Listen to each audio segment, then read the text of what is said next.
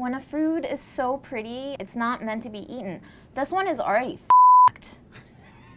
It's June from the Delish Test Kitchen, and today we will be watching 3 very unique unicorn cake videos. Let's do it. I've been seeing a lot of these unicorn cakes off of our Facebook baking group, and they look really, really cool and intense, and I'm kind of terrified for these people, but I'm very hopeful that they'll make some darn beautiful cakes. Unicorn cake fail, 139 views by Just to Cole.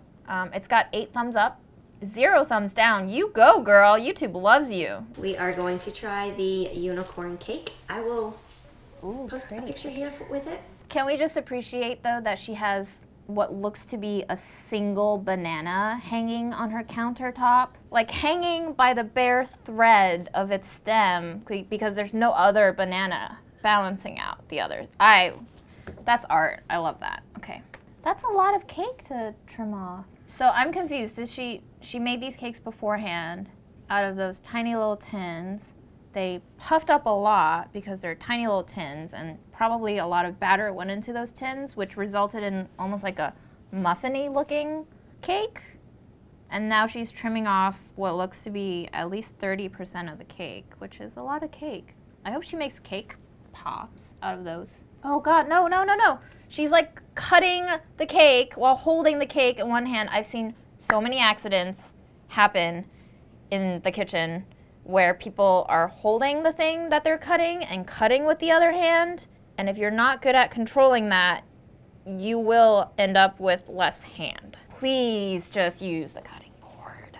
Okay, we have our fondant, and it's already got some cake pieces. I hate fondant. It tastes like dried toothpaste. Do you remember in elementary school when your teacher would put up posters using that like blue thumbtack? That's what fondant tastes like. So she's trying to roll it out to get it to completely drape the cake in one go. And it looks like she's realizing it's not gonna happen.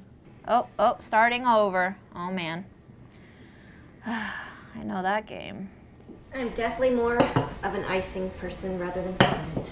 Me too. If you're more of an icing person, why do fondant? Know your strengths. Play to them. Maybe if she just like smushed the cake gently a little bit at this point, it could have reached to the bottom. But then you might have also just wrecked the entire cake. Oh, yep, she now hates fondant. Welcome to the club. It looks like a dead ghost. Do you like your unicorn cake? Can't see it. That's your unicorn cake. Her daughter is like, this is not a unicorn cake. What are you talking about, Mom? Dear fondant. Dear fondant. You suck. Oh, yeah, you do. But guys, fondant didn't want to exist. We made it into existence, and now it's miserable, and now we're miserable. So why do we do this to ourselves? Tell me honestly, after you've seen someone handle that piece of fondant so intensely over and over again, do you still want to eat that cake? Because I don't. That's just too much skin contact on my food, you know? Yep, she's just going in with a full-on chef's knife and making clean cuts all around. My favorite tool in the kitchen is a mini spatula, and then after that is an offset spatula, and then after that is a pair of scissors, because you can cut anything with scissors. And in this case, a pair of scissors would have helped you get a much closer cut to the edges because it's round. It would give you more control versus a chef's knife, which is just straight edged. No, don't peel it off. Oh, it's tearing. Oh, it's tearing. Oh no, stop. Oh no. Oh no, now she's gonna patch it. You can't really patch fondant, can you? She's just making the best of it. Gotta hand it to her. At this point, I would have just been like, fondant. Give me some buttercream. So I'm just seeing right now that like her blue isn't all the way down in the bag, which means probably the first half of her piping won't have blue in it. If you want all of the colors in all of your swirls, make sure that all of your colors are at the same level in the bag, because if you have 2 on the bottom, those 2 colors will come out first. If you have 1 stuck up here, that one won't appear until much later. It's very gloopy buttercream. I think I could have used a little more confectioner sugar maybe, or maybe the butter was just too soft. What's happening here? There's so much action taking off camera. Oh, okay, spray painted. So it looks like her horn is kind of leaning off to one side, and that's because she didn't really make the base of the fondant thicker than the tip of the fondant, which she could have done by like rolling on the counter a little bit with her hand at an off angle. If you have a stronger base, a thicker base, it'll hold the weight of the tip much better.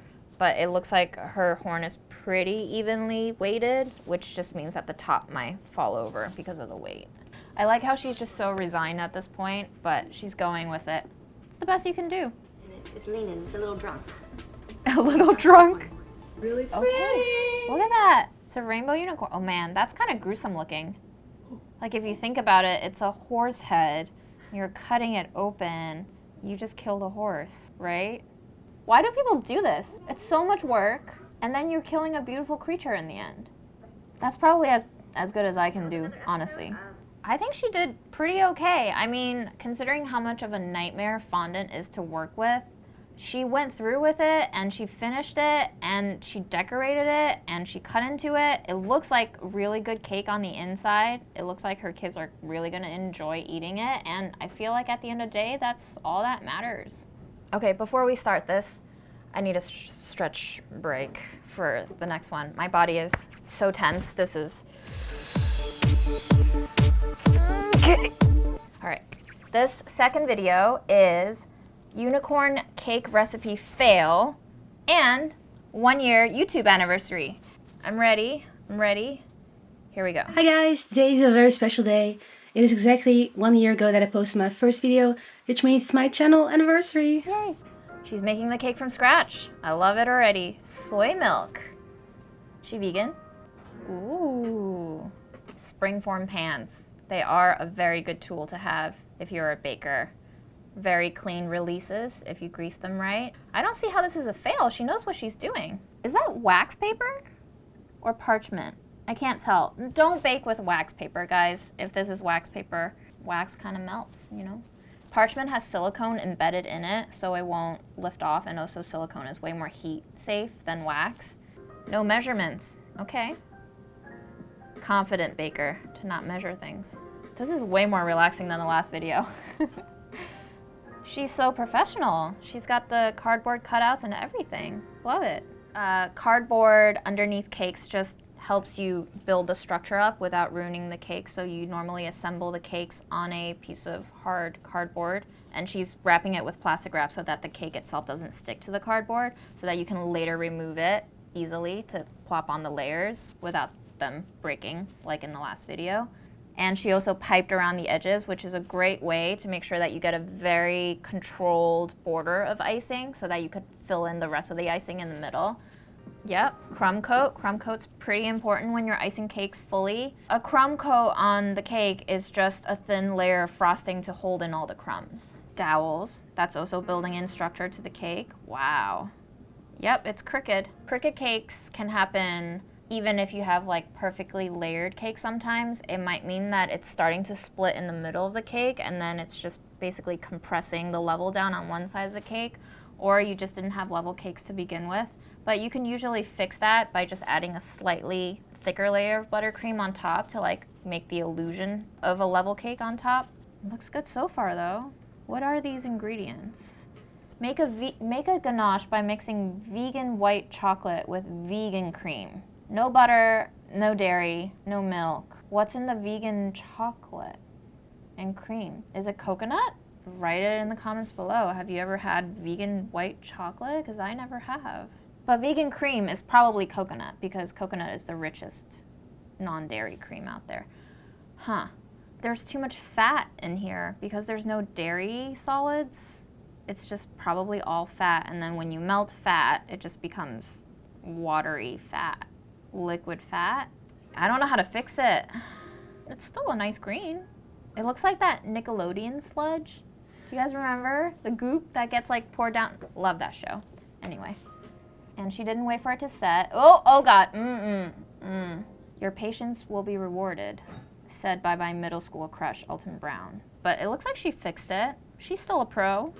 Yeah, she went for that rainbow buttercream. So that's when you put like 3 different colors of buttercream in your piping bag, and then you pipe it out, and it's basically like a multicolored swirl.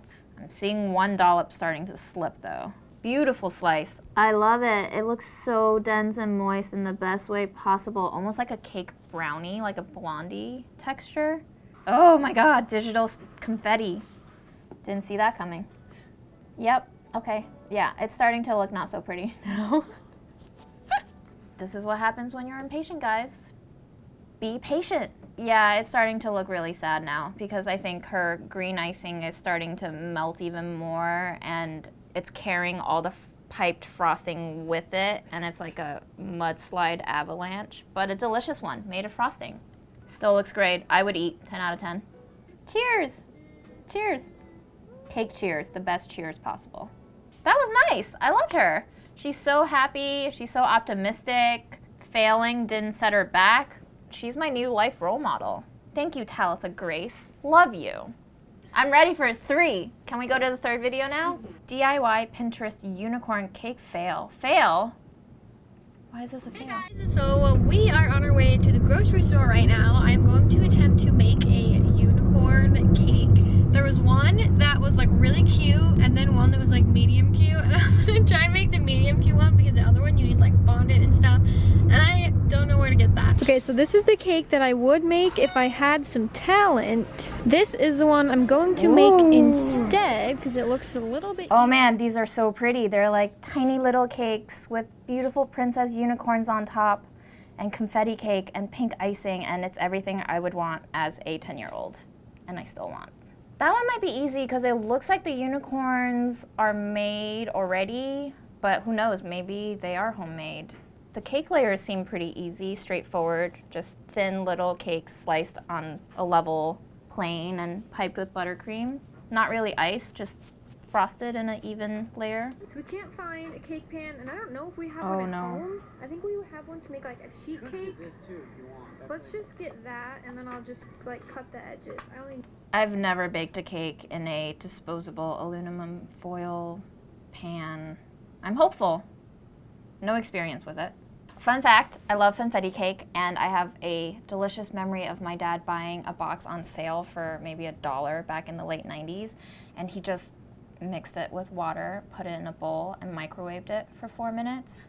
And it was one of the most delicious things I've tasted, so funfetti, water, microwave. Magic. Try it. Ooh, she's trimming off a lot of cake. Guys, if you make these cakes, I would highly recommend, I don't know how long their cakes have been out of the oven, but chill the cakes before you top them off because they will crumble if you try to slice through them while they're warm. And that will make a very messy and unstable cake. Then I'm using my bowl. I'm going around the edges. Love the scrappiness. I mean, the aluminum cake pans worked out way better than I thought they would. Pretty clean turnout. Go aluminum pans. Oh my God, the cakes, they're cracking. That's why you need to chill your cakes before you slice them, because one little crack will lead to a much bigger crack, and I'm already seeing a split right down the middle of the cake. It's good, it's fine. They can still save it. Oh no. Oh God, no! Oh no! So we were trying to clean up the edges, and we pretty much ruined it. It also looks like they might have added too much water to the cake mix because the cake looks delicious, but it's very fluffy and airy, which makes it a very light cake. And then you add that store-bought frosting, which is very thick and heavy. So the weight of it, especially if you're trying to spread a thick frosting around a very fragile cake, will lead to cracks like this. One hack though, if you want to buy store-bought frosting, you can put it in your stand mixer or with your hand mixer and just whip it up until it's lighter and not as dense, and that'll make it easier to spread on your cake. I've done the spatula trick before. It works for smaller cakes, but if the cake goes double beyond the width of your spatula, it will crack in half. Okay, that's a lot of frosting.